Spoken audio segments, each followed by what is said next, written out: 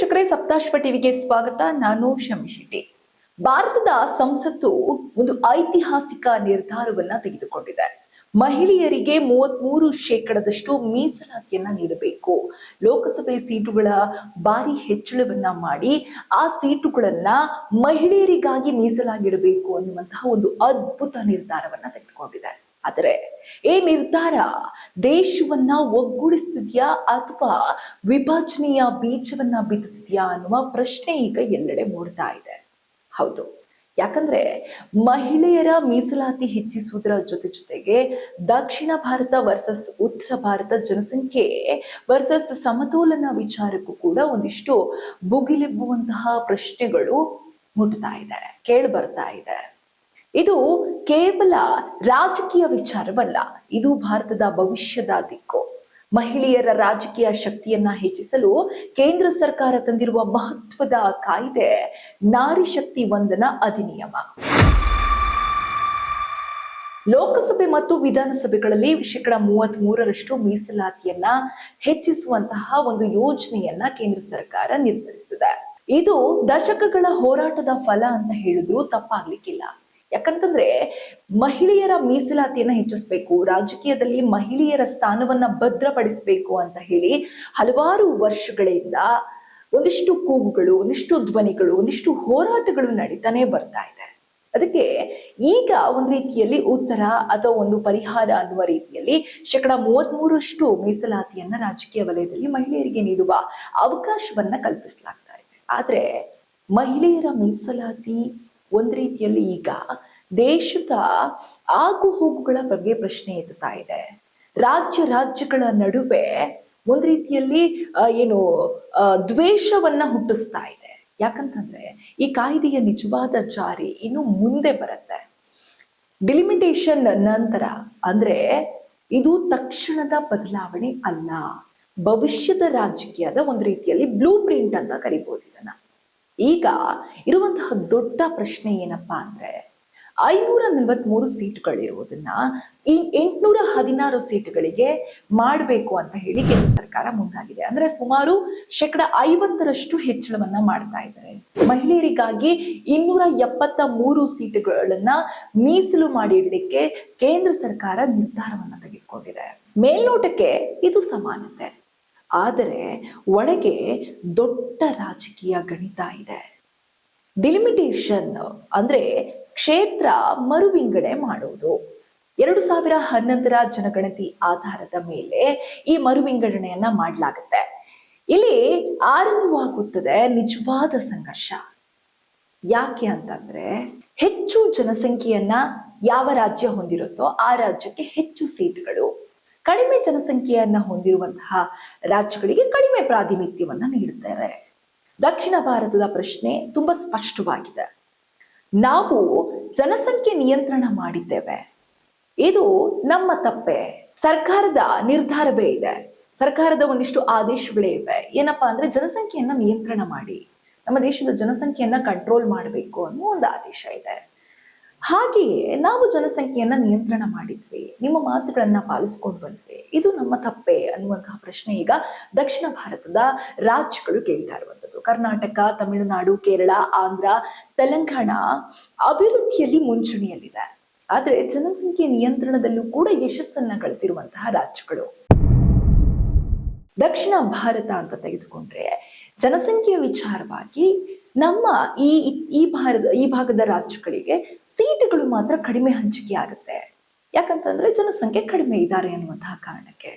ಅದು ಎಷ್ಟೆಷ್ಟು ಸೀಟನ್ನ ನೀಡಿದ್ದಾರೆ ಅಂತ ನೋಡೋದಾದ್ರೆ ದಕ್ಷಿಣ ಭಾರತದಲ್ಲಿ ಮೊದಲನೇದಾಗಿ ಕರ್ನಾಟಕವನ್ನ ಗಮನಿಸೋದಾದ್ರೆ 28 ಸೀಟ್ ಇತ್ತು ಲೋಕಸಭಾ ಸೀಟ್ಗಳು, ಈಗ ಅದನ್ನ 42ಕ್ಕೆ ಏರಿಕೆ ಮಾಡಿದರೆ ಸುಮಾರು 14 ಸೀಟ್ಗಳನ್ನ ಸೇರ್ಪಡೆಯನ್ನ ಮಾಡಲಾಗಿದೆ.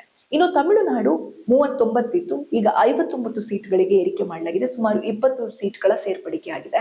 ಆಂಧ್ರ ಪ್ರದೇಶ 25 ಇತ್ತು, ಈಗ ಪ್ರೆಸೆಂಟ್ 38ಕ್ಕೆ ಏರಿಕೆ ಮಾಡಿದ್ದಾರೆ, ಸುಮಾರು 13 ಸೀಟ್ಗಳು ಸೇರ್ಪಡೆಯಾಗಿದೆ. ಇನ್ನು ಕೇರಳ 20 ಸೀಟ್ಗಳನ್ನ ಹೊಂದಿತ್ತು, ಈಗ 30 ಸೀಟ್ಗಳಿಗೆ ಏರಿಕೆ ಮಾಡಿದ್ದಾರೆ, ಸುಮಾರು 10 ಸೀಟ್ಗಳ ಏರಿಕೆ ಅಂದ್ರೆ 10 ಸೀಟ್ಗಳ ಅಳವಡಿಕೆ ಆಗಿದೆ.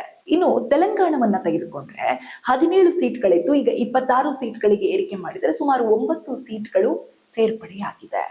ಹಾಗಾದ್ರೆ ದಕ್ಷಿಣಕ್ಕೆ ಅನ್ಯಾಯ ಆಗಲ್ಲ ಅನ್ನುವ ಮಾತನ್ನ ನಮ್ಮ ಕೇಂದ್ರ ಗೃಹ ಸಚಿವರು ಹೇಳ್ತಾರೆ. ಸದ್ಯ 129 ಲೋಕಸಭಾ ಸ್ಥಾನ ಹೊಂದಿರುವ 5 ರಾಜ್ಯಗಳ ಬಲ ಕ್ಷೇತ್ರ ಮರು ವಿಂಗಡಣೆ ಬಳಿಕ 195ಕ್ಕೆ ಏರಿಕೆಯಾಗಿದೆ. ದಕ್ಷಿಣದ ಶೇಕಡ ಪಾಲು ಶೇಕಡ 23.76ರಿಂದ ಶೇಕಡ 23.87 ಅಥವಾ ಶೇಕಡ 24ಕ್ಕೆ ತಲುಪಿದೆ. ಇದು ಸೀಟು ಮತ್ತು ಪಾಲು ಎರಡೂ ಏರಿಕೆಗೆ ಸಾಕ್ಷಿ ಎಂದು ಕೇಂದ್ರ ಗೃಹ ಸಚಿವ ಅಮಿತ್ ಶಾ ಹೇಳಿದ್ದಾರೆ. ಆದರೆ ಇವರ ಮಾತಿಗೂ ಉತ್ತರ ಭಾರತದಲ್ಲಿ ಆಗ್ತಾ ಇರುವಂತಹ ಸೀಟ್ ಹಂಚಿಕೆಗೂ ಸಂಬಂಧವೇ ಇಲ್ಲ ಅನ್ನುವ ರೀತಿ ಕಾಣ್ತಾ ಇದೆ. ಯಾಕಂದ್ರೆ ಉತ್ತರ ಭಾರತದಲ್ಲಿ, ಅದರಲ್ಲೂ ಉತ್ತರ ಪ್ರದೇಶ, ಬಿಹಾರ, ಮಧ್ಯಪ್ರದೇಶ ಬಹುಮುಖ್ಯವಾದಂತಹ ಸ್ಥಾನಗಳಲ್ಲಿ ಜನಸಂಖ್ಯೆ ವೇಗವಾಗಿ ಹೆಚ್ಚಳ ಆಗ್ತಾ ಇದೆ. ಹಾಗಾಗಿ ಹೆಚ್ಚು ಸೀಟ್ಗಳ ಲಾಭ ಆ ರಾಜ್ಯಗಳಿಗೆ ಸಿಗ್ತಾ ಇದೆ. ಉತ್ತರ ಭಾರತದಲ್ಲಿ ಬೇರೆ ರೀತಿಯಾದಂತಹ ಅಂದ್ರೆ ದಕ್ಷಿಣ ಭಾರತಕ್ಕೆ ಹೋಲಿಕೆಯನ್ನ ಮಾಡಿದ್ರೆ ಉತ್ತರ ಭಾರತದಲ್ಲಿ ಅತಿ ಹೆಚ್ಚು ಸೀಟ್ಗಳ ಹಂಚಿಕೆ ಆಗಿದೆ. ಉದಾಹರಣೆಗೆ ಉತ್ತರ ಪ್ರದೇಶವನ್ನ ತಗೊಂಡ್ರೆ 80 ಸೀಟ್ಗಳಿತ್ತು, ಅಲ್ಲಿ 138 ಸೀಟ್ಗಳಿಗೆ ಏರಿಕೆ ಮಾಡಲಾಗಿದೆ. ಸುಮಾರು 58 ಸೀಟ್ಗಳ ಸೇರ್ಪಡೆಯಾಗಿದೆ. ಇನ್ನು ಬಿಹಾರವನ್ನ ತೆಗೆದುಕೊಂಡ್ರೆ 40 ಸೀಟ್ಗಳಿತ್ತು, 72ಕ್ಕೆ ಏರಿಕೆ ಮಾಡಿ 32 ಸೀಟ್ಗಳ ಸೇರ್ಪಡೆಯನ್ನ ಮಾಡಿದ್ದಾರೆ. ಇನ್ನು ಮಹಾರಾಷ್ಟ್ರ 48 ಸೀಟ್ಗಳಿದ್ದಂತಹ ರಾಜ್ಯ 78 ಲೋಕಸಭಾ ಸೀಟ್ಗೆ ಏರಿಕೆ ಮಾಡಿದ್ದಾರೆ. ಸುಮಾರು 28 ಲೋಕಸಭಾ ಸೀಟ್ಗಳು ಸೇರ್ಪಡೆಯಾಗಿದೆ. ಇನ್ನು ಪಶ್ಚಿಮ ಬಂಗಾಳ 42 ಸೀಟ್ಗಳಿದ್ದಂತಹ ರಾಜ್ಯ 63ಕ್ಕೆ ಏರಿಕೆಯಾಗಿದೆ. ಸುಮಾರು 21 ಲೋಕಸಭಾ ಸೀಟ್ಗಳು ಏರಿಕೆಯಾಗಿದೆ. ಇನ್ನು ಮಧ್ಯಪ್ರದೇಶ 29 ಇದ್ದಂದು 50ಕ್ಕೆ ಏರಿಕೆ ಮಾಡಿದರೆ ಸುಮಾರು 19 ಸೀಟ್ಗಳ ಸೇರ್ಪಡೆಯಾಗಿದೆ. ಇನ್ನು ರಾಜಸ್ಥಾನ 25 ಇತ್ತು, 47ಕ್ಕೆ ಏರಿಕೆ ಮಾಡಿದ್ದಾರೆ, ಸುಮಾರು 22 ಸೀಟ್ಗಳ ಸೇರ್ಪಡೆಯಾಗಿದೆ. ಇನ್ನು ಗುಜರಾತ್ 26 ಇತ್ತು, ಸುಮಾರು 42ಕ್ಕೆ ಏರಿಕೆ ಮಾಡಿದರೆ ಸುಮಾರು 16 ಸೀಟ್ಗಳ ಸೇರ್ಪಡೆಯಾಗಿದೆ. ಟೋಟಲ್ ಬರೀ ಉತ್ತರ ಭಾರತದ ಈ ರಾಜ್ಯಗಳ ಸಂಖ್ಯೆಯನ್ನು ತೆಗೆದುಕೊಂಡ್ರೆ ಟೋಟಲ್ 490 ಸೀಟ್ಗಳು ಇಲ್ಲೇ ಆಗತ್ತೆ.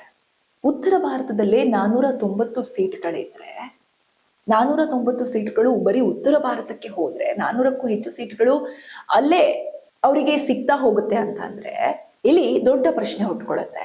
ಇದು ಡೆಮೋಕ್ರಸಿ, ಜನಸಂಖ್ಯೆ ಆಧಾರಿತ ಪ್ರತಿನಿಧಿತ್ವವನ್ನು ಹೊಂದಿರುವಂತಹ ದೇಶ. ಆದರೆ ಫೆಡರಲಿಸಂ ಅಂದ್ರೆ ಸಮತೋಲನ ಎಲ್ಲಿದೆ?